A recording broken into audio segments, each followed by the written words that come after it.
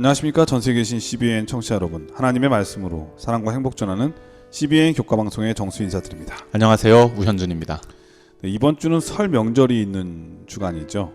다시 한번 우리 모든 청취자분들께 새해 인사 드리겠습니다. 새해 복 많이 받으시기를 간절히 바랍니다. 우리 목사님, 새해 복 많이 받으세요. 한 해 동안 주님 은혜 가운데 평안하시기를 기도드립니다. 네, 우리 목사님도 새해 복 많이 받으시기를 진심으로 기원드립니다. 감사합니다. 네, 오늘은 시편의 6번째 교과 제목인데요.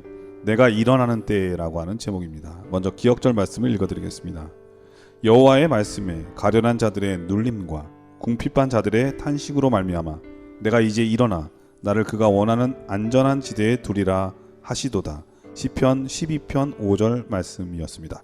자, 오늘 시편 6번째 연구의 제목은 내가 일어나는 때라고 하는 제목인데 어떤 말씀일까요?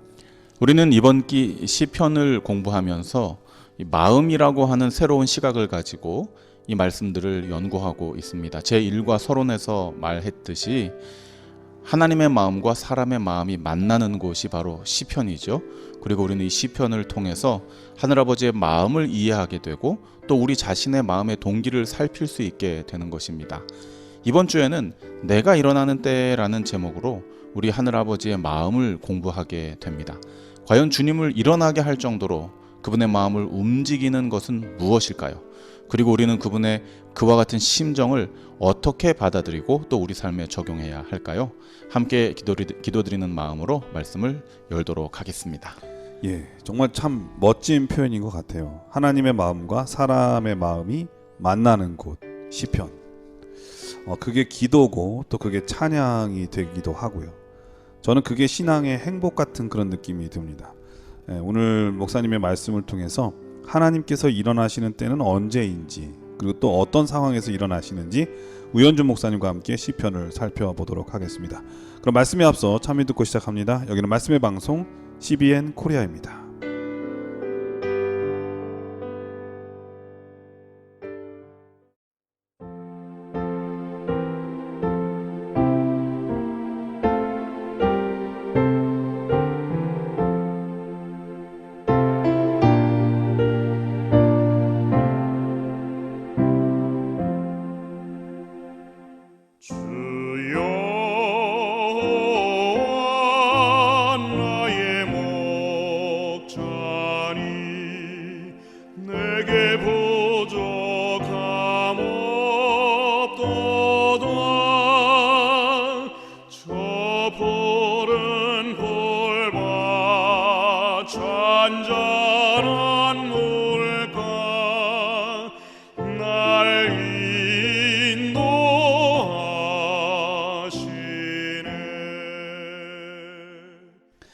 예, 찬미 잘 들었습니다. 일요일 소지는 권능의 전사라고 하는 제목인데요. 어떤 말씀일까요?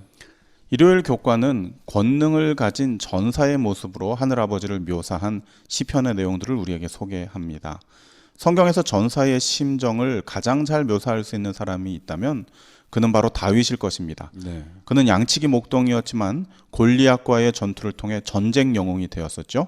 그리고 그 이후로 이스라엘 건국 초기에 크고 작은 전투와 전쟁들을 이끌면서 용맹스럽게 승리를 거머쥐었던 전사였습니다. 어린 시절부터 물매질로 네. 골리앗 장군을 넘어뜨린 대전사 아닙니까? 원래 싸움을 좀 잘했던 것 같아요. 머리도 좋았고. 그렇죠. 네. 네, 그래서 이제 그가 이제 전사에 대해 이야기할 때는 다윗만큼 잘 설명한 사람이 또 성경에 어디 있을까 생각해 보는 것이죠. 그러므로 이 다윗은 전사의 심리에 대해 잘 알 뿐만 아니라 그 전사로 하여금 움직이게 하는 마음의 동기 혹은 명분이 무엇인지도 명확하게 이해하고 있었습니다. 그런 그가 시편을 통해 하늘아버지를 권능의 전사로 표현하고 있거든요. 과연 하늘아버지께서는 어떤 때의 전사로서의 모습을 드러내시며 활동하실까요? 시편 18편에서는 정말 용맹한 하늘아버지의 전사로서의 모습이 드러납니다. 그는 진노하십니다. 땅을 진동시키시고 산의 털을 흔드시며 코에서 연기를 뿜고 입에서 불을 내시며 바람날개를 펼쳐 하늘을 호령하시는 모습이 나옵니다. 옛날 할아버지가 화낼 때 모습 같은 그런 느낌인데요. 그거보다 조금 더 약간 초인간적인 모습이잖아요. 입에서 막 불이 나오고 코에서 막 연기가 품어져 나오고 바람 날개를 타고 막 하늘 위로 막 이렇게 호령을 하면서 그러니까 이제 할아버지가 예. 손주를 보호하기 위해서 네. 막 그 그쵸. 있는 열정을 다해서 네. 싸우시고 네, 막 불호령을 네, 내리시고 그렇죠. 불호령 딱 그 표현이네. 네. 근데 이제 하나님께서 우리를 위해서 이런 모습을 보이시는 것 같은 그런 느낌이 드네요. 네. 그 하늘아버지의 품성은 우리가 알기로는 자비롭고 은혜롭고 노하기를 더디하시고 인자와 진실이 많으신 분으로 알고 있습니다. 그런 분께서 분을 참지 못하고 매우 두려운 모습으로 전의를 드러내시는 모습이 시편에 묘사되어 있다는 것이죠. 사랑 많으신 하늘 아버지께서 이토록 진노하실 일이라면 이건 분명 그분에게 매우 중요하고 또 심각한 일일 것입니다. 그것이 과연 무엇인지에 대해서 시편 18편 3절에서 6절은 다음과 같이 이야기하고 있습니다. 내가 찬송받으실 여호와께 아뢰리니 내 원수들에게서 구원을 얻으리로다. 사망의 줄이 나를 얽고 불의의 창수가 나를 두렵게 하였으며 음부의 줄이 나를 두르고 사망의 올무가 내게 이르러도다. 내가 환난에서 여호와께 아뢰며 나의 하나님께 부르짖었더니 저가 그 전에서 내 소리를 들으시며 그 앞에서 나의 부르짖음이 그 귀에 들렸도다. 감사합니다. 이유가 한 가지이죠. 단 한 가지입니다. 그분의 자녀가 원수에게서 고난당하며 환난 가운데 처했을 때 부르짖으며 구원해달라고 도움을 요청할 때 그분은 매우 적극적인 전사의 모습으로 일어나시는 것입니다. 다윗은 이러한 경험을 자주 했던 사람입니다. 이 전투와 전쟁에서 승리했던 경험이 있는 그는 그 모든 일들이 자신의 능력과 힘이 아닌 환난과 고난 중에 하늘아버지의 도움을 요청할 때 언제든지 그분의 자녀를 구원하시기 위해 일어나시는 사랑과 동정의 아버지이심을 그는 수많은 전투 경험을 통해 체험했던 것이죠. 그렇게 그는 주님만이 내 백성의 유일한 구원자이시자 보호자이시라고 찬양하는 것입니다. 가끔씩 TV나 이런 뉴스 매체를 통해서 보면은 이 어머니의 초인적인 그런 그 감동 스토리가 기록될 때가 있잖아요. 막 아버지도 뭐 아버지도 당연하고 막 꼬마 아이가 차 밑에 있는데 그 여성으로서의 어머니가 초인적인 힘을 발휘해서 마티스를 뭐 옮기기도 하고 네. 그런 기사를 제가 티코 본 게 아니었나요? 티코였나요? 하여튼 여성 혼자서 할 수 없는 그렇죠. 그 일을 해내는 것을 그렇기도 보게 되죠. 하고 또 사실 우리 부모님들 어렸을 때 생각해 보면 우리가 어려움 당하고 힘들 때 이럴 때는 진짜 앞장서서 싸우시고 맞습니다. 또 보호해 주시고 그런 장면이 네. 나오는데 마치 오늘 그 시편의 내용이 그러한 모습이 연상케 되는 맞습니다. 하나님 아버지의 모습인 것 같아요. 네, 우리 목사님은 효자셔서 부모님께서 이제 목사님에게 해주시는 것을 생각을 하는데 저는 이 말씀을 준비하면서 네. 제가 부모로서 자녀들 생각이 좀 나더라고요. 아, 이제 목사님도 그러시지만 저희 애도 큰 아이가 이제 미국으로 교환학생으로 1년 유학을 가 있는데 밤낮이 바뀌어 있잖아요. 그렇습니다. 근데 이 녀석이 가끔 SOS를 칠 때가 있어요. 근데 이제 지시간에 맞춰서 칩니다. 그럼 이제 꼭두 새벽에 이제 연락을 받는 거예요. 근데 이제 뭐 전화를 하거나 이런 것도 아니고 그냥 카톡으로 한마디 아빠 이게 필요해요. 아니면 아빠 이렇습니다. 예를 들면은 근래에 그 앤드류스가 있는 그 뭐 베리언인가요? 어딘가요? 거기가 시카고 있는데. 네, 시카고 옆에 거기가 엄청 춥더라고요. 뭐 영하 20몇 도까지 떨어지고 이러더라고요. 눈이 하도 많이 와서 네. 최근에는 그쪽 북동부 지역을 죽음의 땅이라고 부를 만큼 눈이 많이 와가지고 네. 희생자가 많이 생겼다고 하더라고요. 그렇구나. 뭐 네네. 학교도 일주일간 뭐 휴교하고 뭐 이런 일이 있었다 그러더라고요. 물자가 끊기기도 하고. 네, 근데 너무 추운가 봐요. 근데 아빠 추워. 이렇게 카톡을 보내면은 저는 춥다고 하고 그냥 방 안에 있잖아요.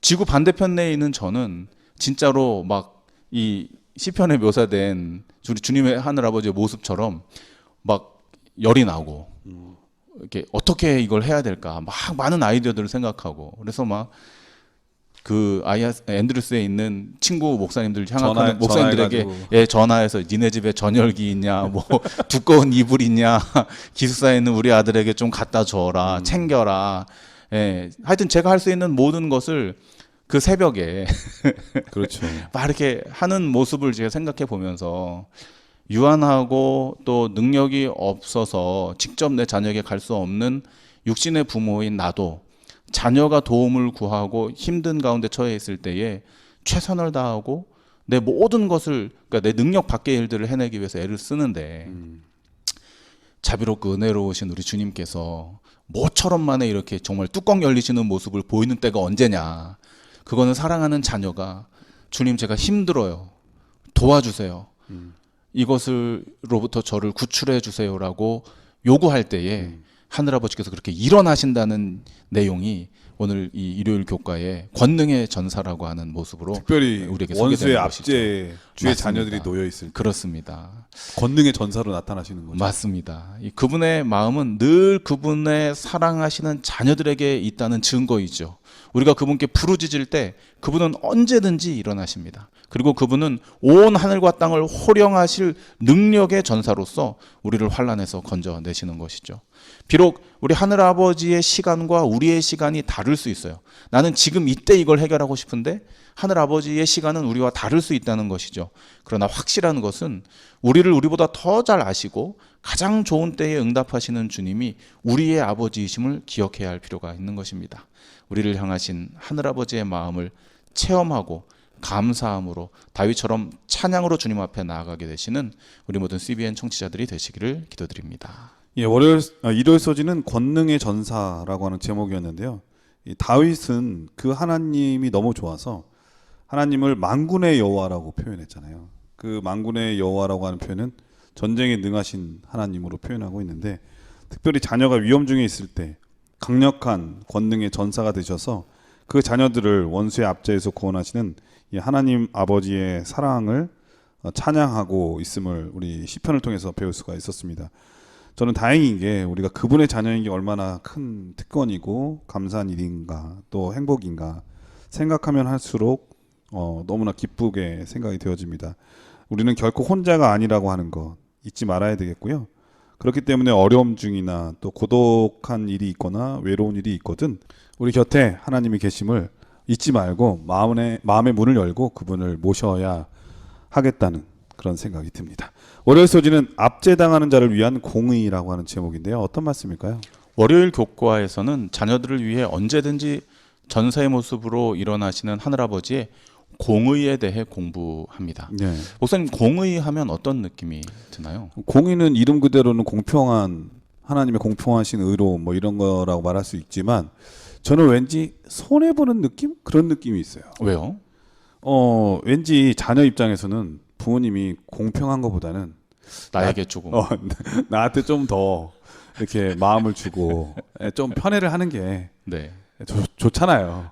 또 그런 걸 바라고 아는 분 있다고 하는 게 또 그런 걸 또 기대하게 되잖아요. 아, 네. 그래서 저는 공의하면 왠지 네. 하나님의 자녀로서의 입장에서 볼 땐 좀 손해 보는 느낌? 아, 그런 느낌이 좀 있어요. 저는. 네. 목사님은 하나님의 자녀라고 하는 확신을 가지고 계셔서 그런 마음을 그런가요? 가지시는 것 같습니다. 그런데 네. 이제 그 많은 그리스도인들이 구원의 확신을 얻지 못한 가운데 지내는 경우들이 좀 있죠. 그래서 내가 과연 하나님의 자녀인가 아닌가라는 의구심이 들 때에는 그분의 공의가 어떤 의미에서는 나에게 두려움이요 심판의 메시지로 들려질 때가 있거든요. 네, 아무래도 공의하면은 심판하게 되면은 나도 죄가 많으니까 두려움을 그렇습니다. 가질 수가 있죠. 네, 이 공의는 하늘아버지의 핵심적인 두 품성 중에 하나이거든요. 늘 우리는 공의를 그분의 사랑과 견주어서 이야기를 합니다. 공의로 심판하시고 사랑으로 용서하시는 분으로 알고 이해하고 있는 것이죠. 따라서 이 공의는 사랑을 뺀 공정하고 때로는 냉정할 수도 있는 어떤 완고함을 연상하게 합니다. 그러나 다윗의 시편은 전혀 다른 시각에서 그분의 공의를 풀어나갑니다. 다윗은 가정에서 또 공동체에서 그리고 외국 생활을 하면서 외국인으로서 억울한 일들을 많이 당한 사람이었어요. 먼저 그는 어린 시절 가정에서 차별을 받았던 자였습니다. 막내로 태어나 7형들이 받아 누리고 남은 그 사랑의 짜투리만 간신히 경험하며 특별히 기회조차 제대로 받지 못한 그러한 막둥이였거든요. 그리고 그는 이스라엘 공동체 내에서도 블레셋과의 전투에서 큰 공을 세웠음에도 불구하고 억울하게 오랜 기간 쫓겨다니며 방랑자의 삶을 살아야 하는 그런 억울함을 경험했던 것이죠. 그리고 그는 외국인이요 나그네로 살면서도 차별과 불공정함에 눈물을 삼켜야 했습니다. 그가 블레셋에서 한동안 살았었잖아요. 네, 그 사울 왕의 그런 핍박을 예, 피해서요. 맞습니다. 그가 그토록 경멸하던 적국 블레셋의 변두리에서 정신이 상자 흉내를 내며 침까지 흘리면서 생명을 구걸해야만 했던 불행한 자였습니다. 우리는 다윗을 이스라엘의 전쟁 영웅이자 왕이요 그리고 그리스도의 조상이라는 화려한 모습만 보고 생각하지만 사실 그의 삶의 이면은 매우 어둡고 고통스럽고 또 억울한 일들로 가득 채워져 있는 것이 사실입니다. 아들이 또 아버지의 자리를 노려가지고 그렇죠. 반역을 맨발로 도망다니고 반역을 저지르기도 하고 네. 참 그의 삶을 보면은 골리앗을 이길 때까지가 참 좋았던 것 같아요. 그 이후로는 쫓겨다니고 네. 또 오해받고 또 반역자로 또 오해를 당해서 쫓김을 당하기도 하고 네. 거의 죽음의 문턱에 이르게 되기도 하고 그랬죠. 그렇죠. 그러니까 그가 늘 이 불공정한 공의롭지 못한 환경 가운데서 살 수밖에 없는 삶을 살았다는 것이죠. 그렇게 그는 가난하고 궁핍하고 억압당하며 방랑하는 자들, 즉 사회적 약자들의 느끼는 세상의 불공정함이 얼마나 그들의 삶을 비참하게 만드는지 누구보다 잘 이해하고 공감할 수 있는 사람이었다는 것입니다. 네, 그런 사람이 왕이 됐기 때문에 참 대단하다는 생각이 들고요. 그건 네. 하나님의 역사와 은혜가 아니었으면 그 자리에 오르기가 참 쉽지 않았을 것이고 그렇습니다. 또 훌륭한 왕으로서의 그 성경에 기록되지 못했을 수도 있거든요. 네. 네, 하나님의 은혜와 그걸 또 깨달음으로 믿음대로 살려고 했던 그의 모습이 그래서 더 감동이 되고 또 은혜가 되는 것 같습니다. 네, 그렇습니다.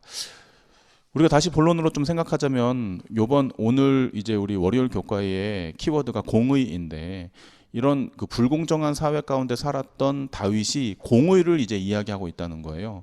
이 세상은 공정하고 의롭지 못하나 불공정하고 의롭지 못하나 그로 하여금 이 모든 역경들을 딛고 이겨내 마침내는 이스라엘의 왕이요 다윗의 자손 예수라고 하는 그리스도의 명칭의 주인공이 되게 했던 것이 바로 모든 이에게 공정하시고 의로우신 하늘아버지의 공의에 있음을 그가 주장하고 있기 때문이거든요. 네. 다윗의 기도 중 한 구절을 살펴보겠습니다. 시편 40편 17절입니다. 나는 가난하고 궁핍하오나 주께서는 나를 생각하시오니 주는 나의 도움이시요 건지시는 자시라. 나의 하나님이여 지체하지 마소서.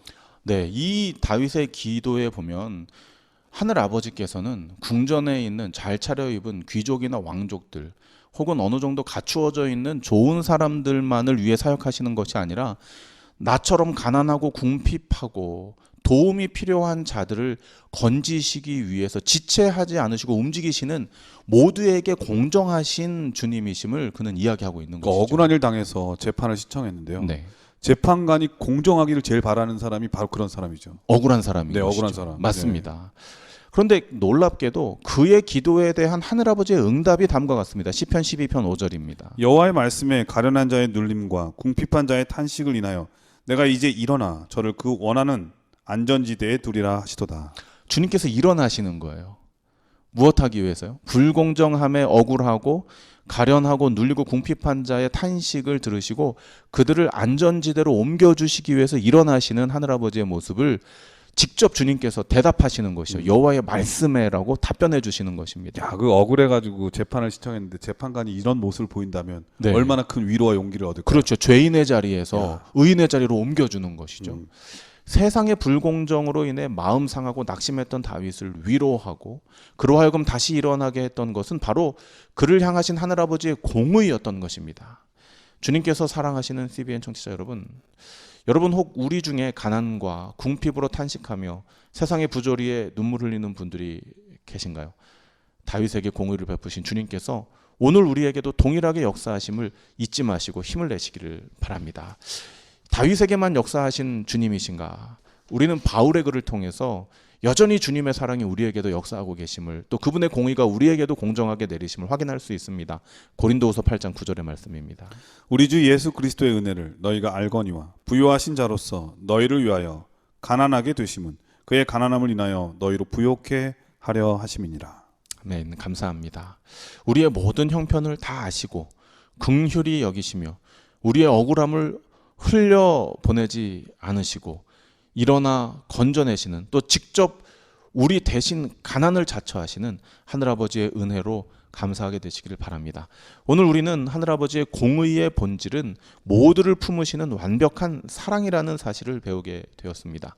우리를 향하신 하늘아버지의 마음을 이해하시고 또 고난 중에라도 그분을 찾게 되시는 우리 모든 CBN 청취자들 되시기를 기도드립니다. 예, 월요일 서지는 압제당하는 자를 위한 공의라고 하는 제목이었는데 제가 앞에서 공의하면 어떤 느낌이냐 그래서 손해보는 느낌이라고 했는데 전혀 손해보는 느낌이 아니라 나를 위해서 혜택이 너무 많죠. 나를 위해서 내가 억울한 일 당할 때 자리에서 일어나셔서 우리를 가장 필요한 곳, 가장 안전한 곳, 그리고 도움이 되는 곳으로 인도해 주시는 하나님이시다라고 하는 것을 다시 한번 새삼 느낄 수가 있었습니다.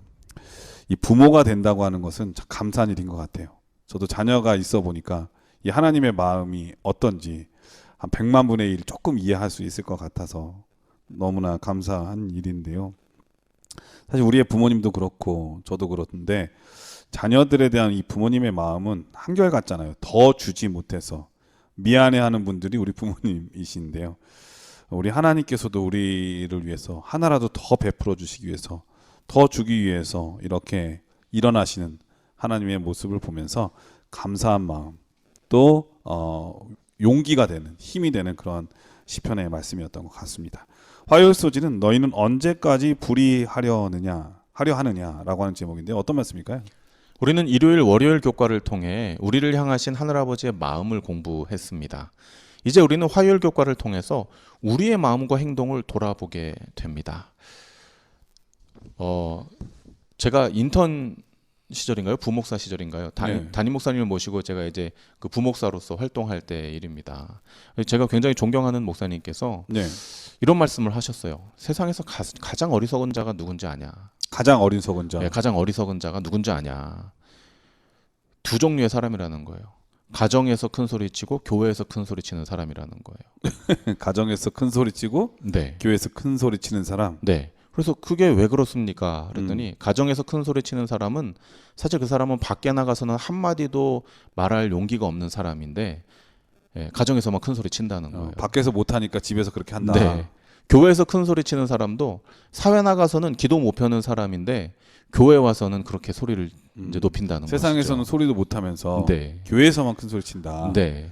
이 밖에서도 말 못하고 사회에서도 기죽은 것을 이 만만한 가족 또 다 받아주는 교회에서 화풀이하는 모습을 이렇게 풍자적으로 목사님께서 말씀하신 것 같아요. 생각해 보니까 저도 그런 모습이 좀 있는 것 같아요. 목사로서 밖에 나가서는 모두에게 친절하고 고개를 숙이고 허리를 굽히고 이렇게 하는데 집에서는 제가 뭐 좀 짜증나거나 힘들고 그러면 제가 하고 싶은 얘기 제가 다 하거든요. 소리도 높이고. 그래서 이게 참 이제 원로 목사님이신데 참 지혜가 있으시구나 이런 생각을 해봤습니다. 중국 고사 성어 중에 우강즉강 우약즉약이라는 말이 있는데요. 우리나라에서는 요즘 이제 강강약약으로 이렇게 사자성어처럼 줄여서 이야기를 하죠. 가장 멋있는 사람은 강한 자에게는 정말 강하게 의견을 이야기할 수 있고 약한 자에게는 한없이 부드럽게 그를 긍휼히 여길 수 있는 사람이 진짜 멋있는 사람이다. 이제 이런 이야기가 성경의 이야기가 아니라 일반 도덕적인 사람의 관계에서도 질서를 유지하기 위해서 우리에게 내려주는 좋은 교훈이라고 생각을 합니다. 많이 좀 반성하게 되네요. 가끔씩 그런 얘기를 하잖아요. 이 집에서도 교회에서 하는 것처럼 하면 얼마나 좋겠냐는 얘기를 들을 때가 있는데 오늘 말씀을 들으면서 한결 같아야 된다. 그리고 사람이 그런 게 있잖아요. 어리석은 사람이 어떤 사람이냐 질문하셨는데 저는 자기가 어리석은데 똑똑한 줄 알고 똑똑한 척하고 그리고 자기가 정말 지혜로운데 어리석은 줄 알고 처신하는 사람 이런 사람이 좀 저는 어리석다고 생각이 되어지거든요. 어쨌든 그 사람들에게 약한 사람한테는 한없이 막 군림하려고 하고 또 강한 사람한테는 한없이 약한 모습으로 이렇게 굽신굽신하는 사람 이런 사람은 좀 비호감이긴 해요. 근데 이제 그 부분에 대해서 오늘 화요일 교과가 지적하고 있는 것입니다. 너희는 언제까지 그렇게 살 것이냐? 언제까지 불의하려 하느냐? 그러니까 비굴하게 살 거냐? 하나님이 계신데. 그렇죠. 네, 의롭지 자신감 못하게 있게 살 살- 것이냐. 네. 네, 이 다음의 성경절들을 함께 보시겠습니다. 시편 72편 1절과 2절의 말씀입니다. 하나님이여 주의 판단력을 왕에게 주시고 주의 의를 왕의 아들에게 주소서. 저가 주의 백성을 의로 판단하며 주의 가난한 자를 공의로 판단하리니. 다윗은 이 성경절을 통해서 권위와 권력은, 그러니까 왕의 권위와 왕의 자녀들의 그 권력은 주님께로부터 오는 것임을 그가 이야기하고 있습니다. 따라서 권력자는 주님의 뜻을 행하는 자들이 되어야 함을 역시 이야기하고 있는 것이죠. 즉 주님께서 모든 자에게 공의로우시며, 우리가 월요일 교과에서 말씀 나눈 것처럼요, 주님께서 모든 자들에게 공의로우시며 그들의 환난과 핍박을 해결해 주시기 위해 일어나시는 분이시므로 그의 종들 역시 그분의 손과 발이 되어 그의 공의를 다른 이들에게 행하는 자들이 되어야 한다는 것입니다. 그러나 현실은 어떤가요? 다윗 자신도 때로는 그 권력이 자신으로 비롯된 줄 착각하고 주님 편에서 약자를 위한 행정이 아닌 권력의 이익이 자신을 향하게 하는 왕정을 펼치기도 했다는 것이죠. 그 대표적인 예가 왕들이 출정해야 할 전쟁의 시기에 모든 장수들을 전장으로 내보내고 자신은 뒤로 빠져서 궁전 옥상에서 낮잠 자다가 밧세바를 범하게 되는 사건이 벌어지게 되었던 것이죠. 화요일 교과에 소개되는 시편 82편은 이스라엘의 부패한 지도자들에 대한 심판이 선포되어져 있습니다. 다윗은 이 시편에서 권력자들이 스스로를 어떻게 여기며 다른 이들에게 어떻게 군림하며 악을 행했는지를 이렇게 고발하고 있습니다. 시편 82편 6절 7절입니다. 내가 말하기를 너희는 신들이며 다 지존자의 아들들이라 하였으나 너희는 범인같이 죽으며 방백의 하나같이 엎드러지리로다. 감사합니다. 그들은 스스로를 다른 사람보다 존귀한 신들이요 지존자의 아들이라고 여겼다고 시편 기자는 고발하고 있습니다. 사실 이것은 맞는 얘기이기도 하거든요. 주님께서 이스라엘 지도자들을 기름 부으사 그들로 지존자의 아들들로 그분의 일을 대표할 수 있는, 대리할 수 있는 특권을 주셨다는 거예요.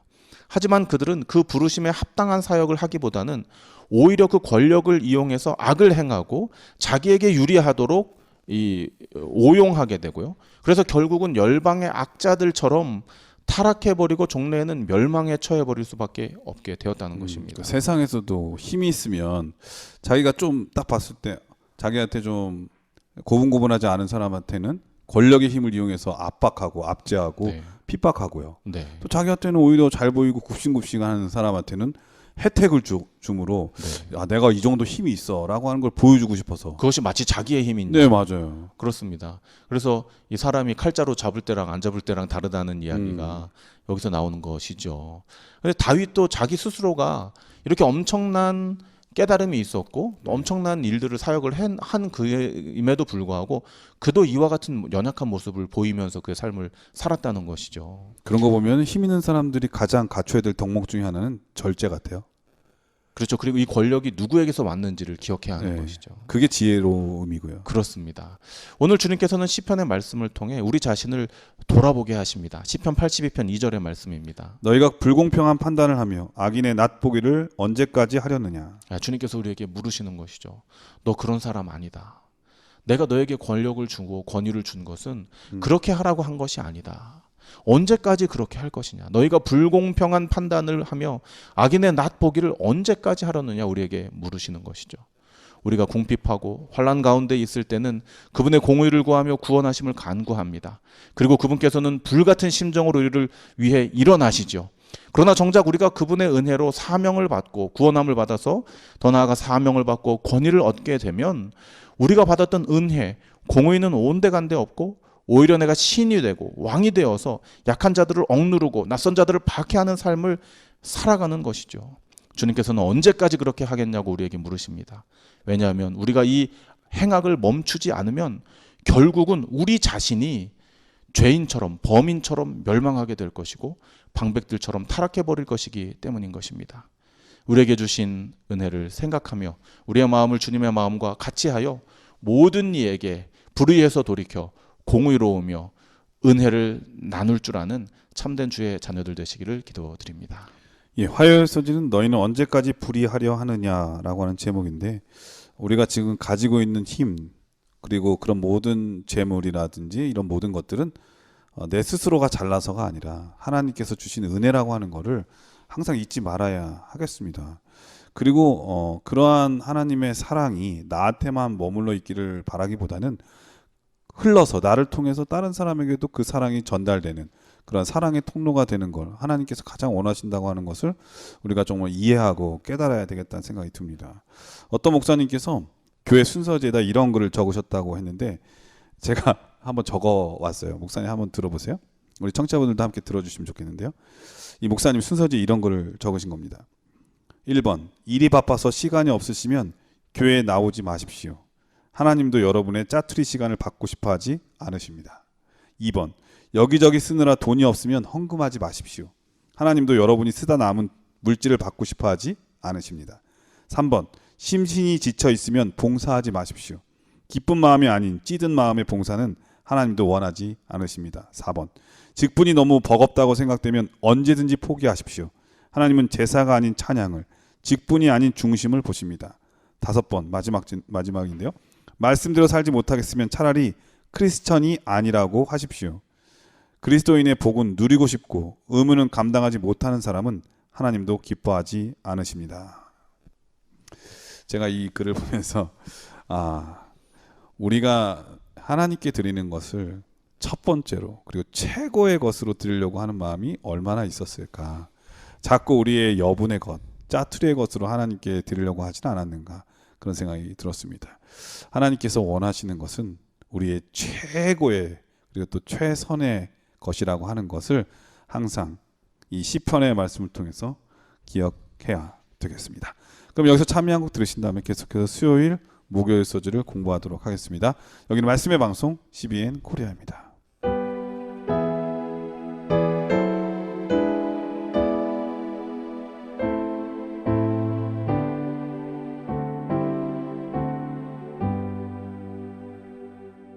이 세상 끝날까지 수봉사하리니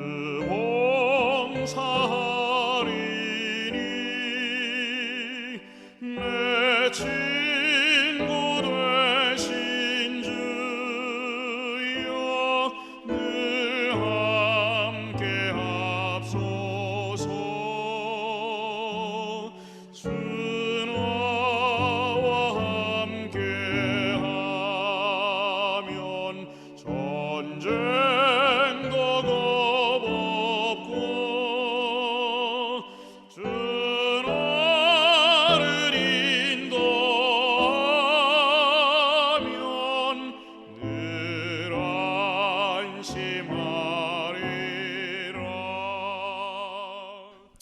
예, 수요일 서지는 주의 분노를 부으시며라고 하는 제목인데요. 어떤 말씀일까요? 수요일 교과는 불의한 자들에게 내려지는 주님의 분노, 그리고 그 가운데 드러나는 주님의 본심, 마음이 어떠한지를 공부하게 됩니다. 악인을 향한 형벌에 대해 다윗은 매우 구체적으로 주님께 요구합니다. 거의 성경이니까 욕만 안 했을 뿐이지 그 내용이 매우 표독스럽습니다. 아마 자신이 표현할 수 있는 최고의 나쁜 말을 동원한 것 같은데요. 몇 구절을 살펴보면 이렇습니다. 그들의 입에서 이를 꺾으소서. 이 몽창 뽑으면 어떻게 되는 겁니까? 강냉이 좀 터는 거죠. 젊은 사자의 어금니를 꺾어내소서. 와. 강하지 않아요? 너무 강하지 않아요? 네, 보통은 앞니만 나가는데 네. 어금니까지 나가면은 네. 이가 남아나지 않는 거잖아요. 저희가 씹어먹지도 못하고. 네, 저희가 좀 전에 중간에 인터미션으로 찬미 나가는 동안에 네. 정수희 목사님께서 살짝 걱정하셨어요. 그렇죠? 좀 전에 우리 화요일 교과 마지막 부분에 예. 오늘 개신교회 목사님이 주보에 실은 내용이 너무 센 거 아닌가? 네, 혹시 우리 청취자들 마음에 좀 부담되는 내용은 아닐까? 여러분 이렇습니다. 우리 정수희 목사님이 청취자들의 마음을 늘 이렇게 생각하시고 어떻게든 우리 청취자들께서 편안하게 또 기쁘게 예. 행복하게 이 방송을 들을 수 있을까 늘 고민하시는데, 목사님 아까 그 개신교 목사님이 주보에 실은 내용은 네. 다윗 성경의 기자인 다윗이 쓴 내용에 비하면 뭐 아무것도 아니네요. 너무 절제된 표현이네요. 네, 뭐 여러분 교회 안 나오시면 이를 꺾어버리겠습니다. 뭐 이런 정도거든요 지금. 그러니까 이제 뭐 교회를 나타내는 건 아니지만 네. 악인에 대해서. 그러니까요. 소멸해가는 달팽이 같게 하소서. 이 아이아스에 달팽이가 많아요. 맞아요. 손바닥 반만한 달팽이들이 엄청 커요. 있는데요. 근데 얘네들이 길을 못 찾아가지고 비 올 때는 콘크리트 바닥에 물이 고이고 하니까 시원해서 좋아서 다 올라와 있거든요. 아, 근데 이제 비가 그치고 태양이 해가 쫙 뜨면. 내리쬐면은 제일 먼저 달아오르는 게 콘크리트 바닥이잖아요. 그렇죠. 그럼 얘네들이 거기서 이제 마르기 시작해. 벗어나는 시간보다는 네. 벌써 뜨겁게 네. 달아오르는 게 더 빠르군요. 너무 가려내요. 근데 제가 볼 때 다윗이 그 다리석 궁전에서 그 몇 마리 그렇게 본 것 같아요. 그러면서 땡볕에. 걔네들을 자기의 원수와 이렇게 같이 이입시켜가지고 죽어라, 아주 죽어라, 응? 맛 좀 봐라. 이거 본 것 같아요. 그러니까 이렇게 썼겠죠. 선한 마음이면 탁 들어다가 저 수풀에다가 던져줘야 되는데. 저 사실 그러거든요. 아, 목사님 그렇구나. 다윗은 안 그랬단 말이죠. 네. 얼마나 그 얄밉고 원수가 그렇죠. 네, 악인들이. 네, 악인들이. 그래서 소멸해가는 달팽이 같게 하소서. 뭐 만기되지 못하여 출생한 자가 일광을 보지 못하게 하소서. 이건 와. 너무 큰 저주잖아요. 햇빛을 보지 말라고 하는 거 네. 정말. 예, 저들을 이 신앙인으로서 진짜 하지 않으면 좋을 법한 표현인데요. 근데 이거는 하나님과의 개인적인 그런 솔직함으로 드리는 그러니까요. 기도하는 거죠. 저희를 생명책에서 도말하소서. 와, 이거는 완전히 끝판왕의 저주 끝판왕인 것이죠. 다윗이 얼마나 답답하고 억울하고 이 악인의 압제에 힘이 들었으면 맞습니다. 세상 사람들에게 이런 말을 못하고 하나님께 지금 고하는 거 아니겠습니까? 제가 말씀드리고 싶은 게 그 부분인 거예요. 다윗이 이와 같은 기도는 마치 그리스도의 품성에 반대되는 듯한 내용으로 채워져 있거든요. 그래서 저처럼 악한 자들이 볼 때는 오히려 속이 후련할 때도 있어요. 내가 말 못하는 거를 야 다윗 용감하다 어떻게 이런 걸 이렇게 속 시원하게 후련하게 이렇게 막 써내려갈 수 있을까? 예, 그렇지. 나쁜 자들은 이렇게 망해야지. 환난 중에 있는 다윗이 얼마나 솔직한 마음을 주님께 기도로 나타냈는지 명확하게 또 확인해보는 대목이라고 할 수 그러니까 있는 이게 것이죠. 개인적으로 하나님과의 그런 관계에 있으니까 네, 자기의 솔직한 마음을 이렇게 표현할 수 있는 거죠. 제가 어, 말씀드리고 싶은 것이 바로 그 부분인 거예요. 저는 이 기도라는 것이 정말 정직할 필요가 있다고 생각을 합니다. 이 환난 중에 있는 다윗이 얼마나 솔직한 마음으로 주님께 기도드리고 나타내는지를 우리가 이 명확하게 이 대목을 통해서 확인할 수 있지 않습니까? 그러니까 부모 입장에서 자녀가 뭐 심각한 일이 있는데 네, 자꾸 물어보게 되잖아요, 부모니까. 네. 근데 네. 괜찮아, 아무 일도 아니야. 이렇게 얘기하면 네, 아무 일이 아닌 게 아닌 거예요. 그렇죠. 부모 더 입장에서는. 커지는 거죠. 네, 더 걱정이 되고 더 커져요. 네, 그러니까 우리가 하나님 앞에 그러면 안 되는 거죠. 네. 그런데 이런 기도가 잘못된 기도냐? 그렇지 않다는 거예요. 마치 그리스도께서 예수님께서도 이와 같은 비슷한 기도를 하셨거든요. 뭐 저주라고 이를 꺾고 뭐 이런 기도를 하신 건 아니시지만 자기 마음에 있는 솔직함을 토로하시는 이 기도를 잔을 하셔요. 내게서 옮겨 그렇습니다. 옵소서. 그건 완곡하게 표현해서지 솔직하게 말하자면 나 십자가 안 지고 싶어요거든요. 힘들어요. 그러니까 예수님께서도 십자가 안 지고 싶으신 인간적인 마음이 있으신 거예요. 인간으로서. 그래서 이것을 내게서 좀 이렇게 넘어가게 해주시면 안 되겠느냐. 십자가를 거절하고픈 인간의 연약함과 솔직함을 기도드렸던 예수님의 모습. 그러나 또 솔직한 표현이 그러나 내 원대로 마옵시고 아버지 뜻대로 해달라고 하는 그것도 정말 솔직한 기도죠. 그렇습니다. 네. 이게 이제 기도를 드리면서 그 마음이 변해가는 것이죠. 이게 우리는 속상함과 억울함, 원통함을 이렇게 기도드릴 수 있을 만큼 주님과의 가까운 관계가 되어야 하는 것입니다. 하늘아버지, 저 오늘 정말 너무 열받아가지고요.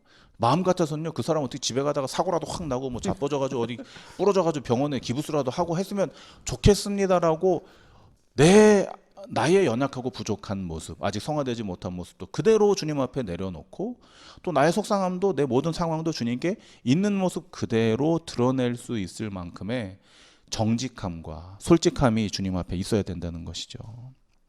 그러나 막상 우리가 기도드릴 때는 그렇지 못해요. 우리가 속상하게 하는 자를 향한 기도를 드릴 때 70번씩 7번 용서하게 하소서. 저들이 하는 것을 알지 못하오니 용서하소서. 오른뺨도 다 돌려대고 왼뺨도 돌려대겠습니다. 뭐 이런 식으로 우리의 속상함을 어떤 경건함으로 덮곤 할 때가 있죠. 그렇다고 우리의 기도가 늘상 다윗의 기도처럼 복수심에 가득한 저주의 기도로 맞춰져서는 안 되겠죠. 다윗은 자신의 원통함을 솔직하게 기도로 아뢰었으며 진노가 원수들에게 내려질 것을 소원했습니다. 그러나 그것은 온전히 자신의 인간적인 소원이었음을 고백하면서 그러나 그 분노가 그들에게 부어지는 과정들을 통해서라도 그들을 향하신 주님의 선하신 뜻이 이루어지기를 역시 기도드렸다는 사실에 우리가 주목해야 하는 것입니다. 시편 83편 15절에서 18절의 말씀입니다. 주의 광풍으로 저희를 쫓으시며 주의 폭풍으로 저희를 두렵게 하소서. 여호와여 수치로 저희 얼굴에 가득해 하사 저희로 주의 이름을 찾게 하소서. 저희로 수치를 당하여 영원히 놀라게 하시며 낭패와 멸망을 당케 하사 여호와라 이름하신 주만 온 세계의 지존자로 알게 하소서. 감사합니다. 다윗은 하늘아버지의 마음에 합한 자라고 하는 칭찬을 받은 유일한 사람이거든요. 왜냐하면 그는 자신의 속사정이 어떠하든 하늘아버지의 마음을 헤아리며 그분의 뜻이 이루어지기를 기도드릴 줄 아는 사람이었기 때문인 것입니다. 다윗은 인간적인 분노로 그들이 멸망당하기를 솔직하게 기도드렸어요. 그러나 이러한 진노를 통해서라도 그들이 주님의 이름을 찾고 주만 온 세계의 지존자로 알게 되기를 원하는 것이 그들을 향하신 주님의 마음임을 그는 알았고 기도드렸다는 것입니다. 이와 같은 주님의 마음은 예레미야의 기록에서도 발견될 수 있습니다. 예레미야 29장 7절의 말씀입니다. 너희는 내가 사로잡혀 가게 한 그 성읍에 평안하기를 힘쓰고 위하여 여호와께 기도하라. 이는 그 성이 평안함으로 너희도 평안할 것임이니라. 감사합니다.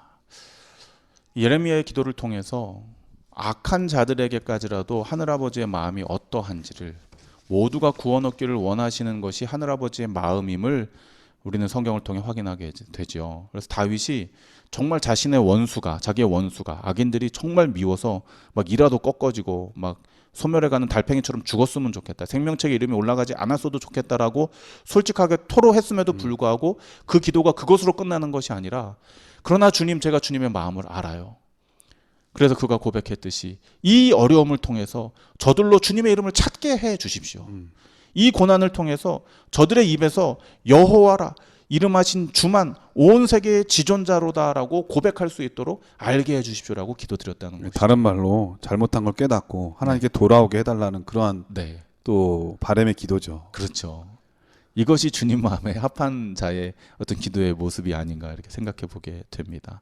우리는 오늘 교과를 통해 우리 중요한 두 가지 교훈을 얻게 됩니다. 첫째, 우리는 솔직한 심정을 기도로 토로할 수 있다는 것이죠. 그것이 때로는 거칠고 어쩌면 표독스러울 수 있으나 그러한 마음을 품고 감추는 것이 아닌 오히려 그 마음을 주님께 내려놓고 내 마음을 비울 수 있다는 것입니다.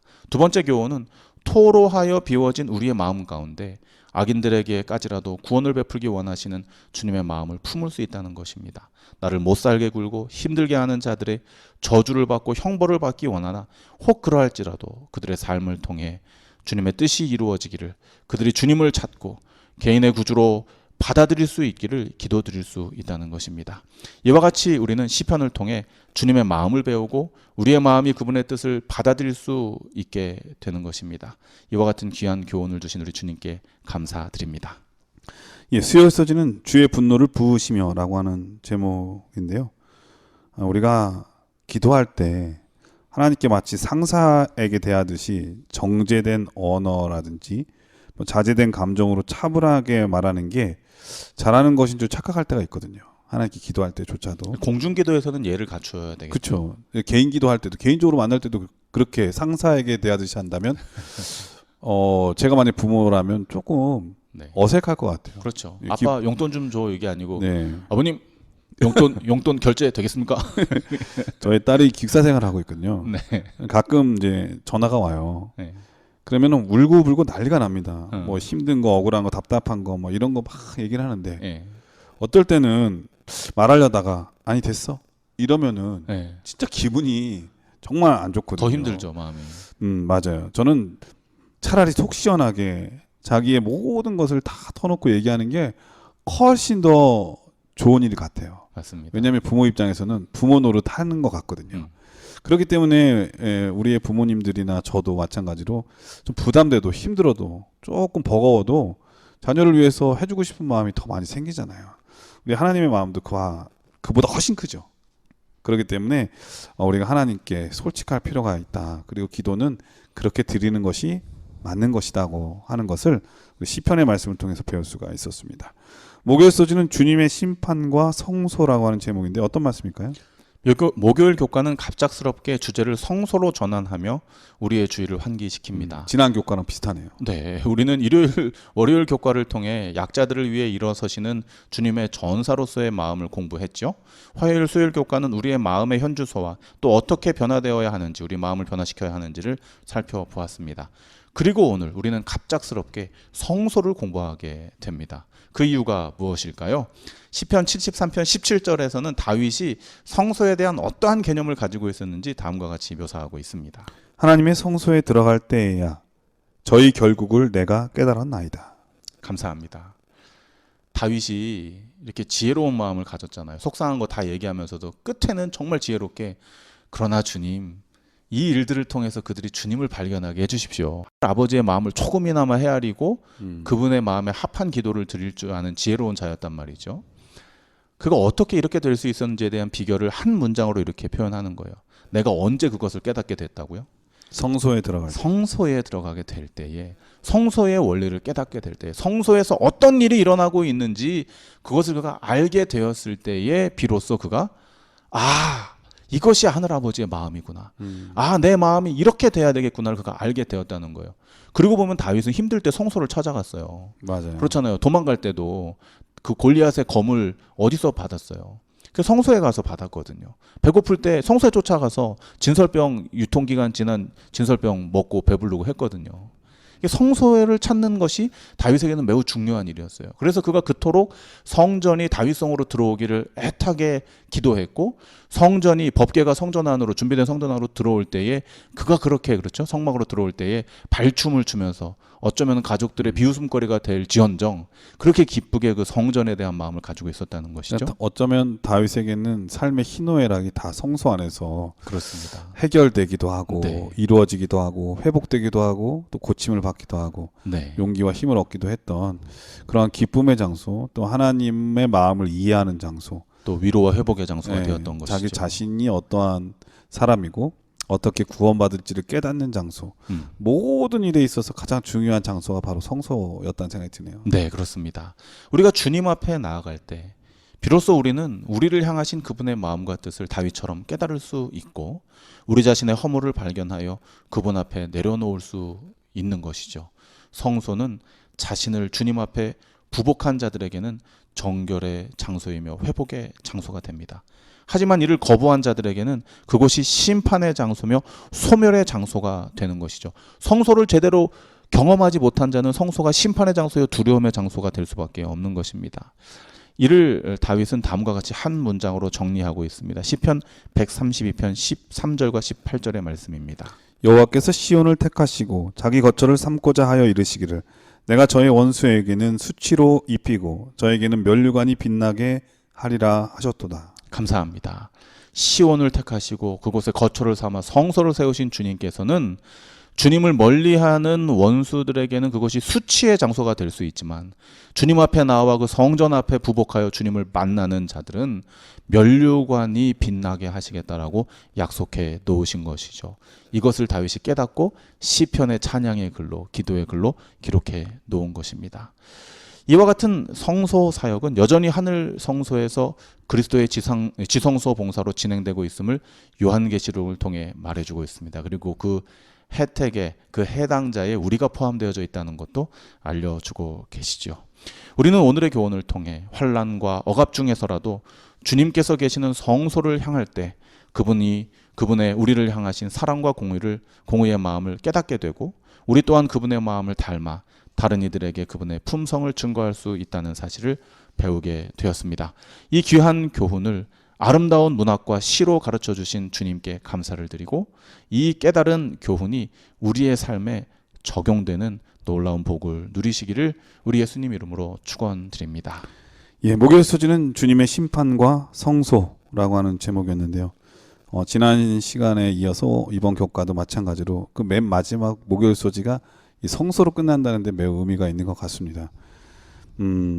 성소는 악인에게는 심판의 장소이기도 하지만 그 악인에게 압제당하고 핍박당하고 어려움 당했던 하나님의 자녀에게는 회복과 옹호와 그리고 또 이 구원의 그리고 그 공의로움이 어떠한 거를 보여주는 그런 장소. 그러니까 공의의 장소, 사랑의 장소. 거기가 바로 하나님의 사랑의 원칙이 의와 원칙이 베풀어지는 장소임을 다시 한번 우리 목사님을 통해서 이해하고 배울 수가 있었습니다. 자, 오늘날의 교회가 우리 성도들에게 이러한 위치가 이러한 마음의 위치 그러한 또 역할을 했으면 정말 좋겠다는 생각이 듭니다. 교회 올 때마다 속상해서 돌아가는 게 아니라 교회에 와서 기도함으로 하나님께 용기를 얻고 또 위로를 얻고 말씀으로 축복을 받고 그래서 또 한 주일 동안의 삶을 살아가는데 큰 힘을 얻는 그러한 구원과 회복의 장소 또 악인에게는 그 심판이 이루어질 것을 미리 내다볼 줄 아는 그러한 우리의 눈이 열리는 귀가 열리는 그러한 장소 우리의 교회가 됐으면 정말 좋겠다는 생각이 들고요. 그렇기 때문에 하나님께서는 우리의 교회들이 만민이 기도하는 집이 다 일컬어지기를 원하셨던 하나님의 마음이 있는 것이 아닌가 그런 생각이 듭니다. 교회에 나오셔서 빠짐없이 나오셔서 기도하고 말씀을 듣고 하나님을 찬양하는 우리 모든 성도의 삶이 됐으면 정말 좋겠습니다. 목사님께서 이번 교과를 간략하게 정리해 주시고 기도하고 마치도록 하겠습니다. 하늘 아버지께서는 사랑하는 자녀들이 불의와 억압으로 고난받을 때 전사처럼 일어나십니다. 그분은 가장 좋은 시간에 모두에게 공의를 펼치십니다. 우리의 할 일은 감사와 찬양과 간구의 기도를 드리는 것이죠. 우리 또한 우리에게 주어진 권위와 사명 앞에서 그분의 본을 따라 공의를 행하며 사랑을 베푸는 자들이 되어야 하겠습니다. 매 순간 그분의 마음을 알기 위해 성전을 찾으며 우리의 마음을 그분 앞에 내려놓는 CBN 청취자들 되시기를 기도드립니다. 예, 우리 목사님께서 기도해 주시고 교과를 마치도록 하겠습니다. 아버지, 우리를 위해 싸워주셔서 감사드립니다. 아멘. 억울함과 원통함 가운데 있더라도 주님이 우리 아버지이심을 인하여 위로가 되고 힘을 얻게 됩니다. 우리의 기도가 정직한 기도가 되게 하여 주시고 아멘. 아버지 마음에 합한 자들로 살아가게 하여 주시옵소서. 아멘. 우리를 향하신 사랑과 공의가 펼쳐지는 성전을 사모하게 하시고 그 안에서 주님의 마음을 깨닫고 또한 우리의 마음을 온전히 드리는 참된 아버지의 자녀들 되게 하여 주시옵소서. 아멘. 예수님 이름으로 기도드립니다. 아멘. 아멘. 네, 전 세계 계신 CBN 청취자 여러분, 사람은 음식이 없으면 40일, 물 없이는 4일, 공기 없이는 4분밖에 생존할 수 없다고 하죠. 그러나 희망이 없으면 단 4초도 살 수 없다는 말이 있습니다. 오늘 말씀을 통해서 시편은 영존하시는 하나님이 우리의 희망이라고 하는 사실을 다시 한번 분명하게 이해하게 해주고 깨닫게 해주셨던 것 같습니다. 한 주일 동안 이 말씀에 의지해서 또 주님께서 살아계심을 경험하면서 그래서 감사가 넘치고 기쁨이 넘치는 한 주 되셨으면 정말 좋겠습니다. 설날이 다가오는데요. 새해 복 많이 받으시고요. 저희는 다음 주에 더 좋은 모습으로 찾아뵙도록 하겠습니다. 안녕히 계십시오. 감사합니다.